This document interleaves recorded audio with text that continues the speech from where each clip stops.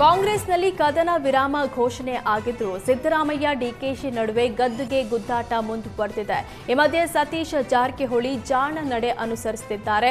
2028ಕ್ಕೆ CM ಅಭ್ಯರ್ಥಿಯಾಗಲು ಸಾಹುಕಾರ್ ತಂತ್ರ ಹೆಣೆದಿದ್ದು ಅಹಿಂದ ಶಾಸಕರ ವಿಶ್ವಾಸ ಗಳಿಸಲು ಪ್ರಯತ್ನಿಸುತ್ತಿದ್ದಾರೆ.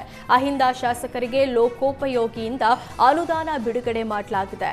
ಯಾಸೀರ್ ಖಾನ್ ಶಾಸಕರಾಗಿರೋ ಶಿಂಗಾವಿ ಕ್ಷೇತ್ರಕ್ಕೆ 245 ಕೋಟಿ ಅನುದಾನ ಮಂಜೂರು ಮಾಡಲಾಗಿದೆ.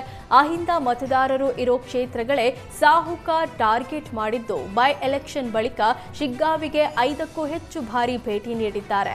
ಅಹಿಂದ ಶಾಸಕರು ಆಹ್ವಾನಿಸೋ ಕಾರ್ಯಕ್ರಮಗಳಲ್ಲೂ ಭಾಗಿಯಾಗಿದ್ದು ಸೈಲೆಂಟ್ ಆಗಿ ಸಿಎಂ ಗಾದಿಗೇರಲು ರಣತಂತ್ರ ಹೆಣೆದಿದ್ದಾರೆ. ಶಾಸಕಾಂಗ ಸಭೆಯಲ್ಲಿ ಗ್ಯಾರಂಟಿ ಬಗ್ಗೆಯೇ ಕಾಂಗ್ರೆಸ್ ಶಾಸಕರು ಅಸಮಾಧಾನ ಹೊರಹಾಕಿದ್ದಾರೆ. ಗ್ಯಾರಂಟಿ ಯೋಜನೆ ಮಾತ್ರ ನಂಬಿಕೊಂಡ್ರೆ ಆಗಲ್ಲ, ಗ್ಯಾರಂಟಿ ಬಿಟ್ಟು ನಮಗೆ ಅಭಿವೃದ್ಧಿ ಯೋಜನೆಗೆ ಹಣ ಕೊಡಿ ಅಂತ ಶಾಸಕರು ಆಗ್ರಹಿಸಿದ್ದಾರೆ.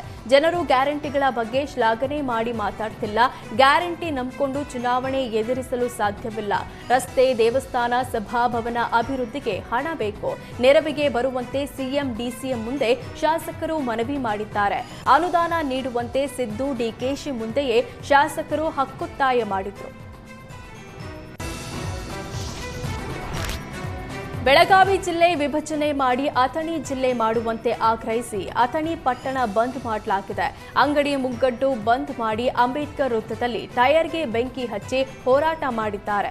ಬೆಳಗಾವಿಯಿಂದ 170 ಕಿಲೋಮೀಟರ್ ದೂರದಲ್ಲಿ ಅಥಣಿ ತಾಲೂಕು ಇದೆ. ಹೀಗಾಗಿ ಬೆಳಗಾವಿ ವಿಭಜನೆ ಆದರೆ ಅಥಣಿಯನ್ನೇ ಜಿಲ್ಲೆ ಮಾಡಬೇಕು ಅಂತ ಹೋರಾಟಗಾರರು ಆಗ್ರಹಿಸಿದ್ದಾರೆ.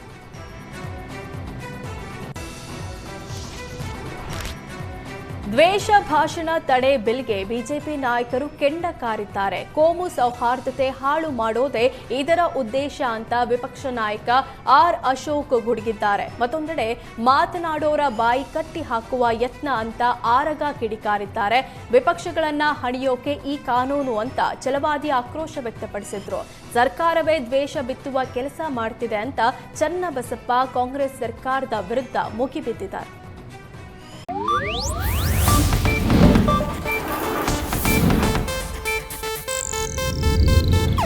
ಇದು ಏಷ್ಯಾನೆಟ್ ನ್ಯೂಸ್ ನೆಟ್ವರ್ಕ್ ಪ್ರಸ್ತುತಿ.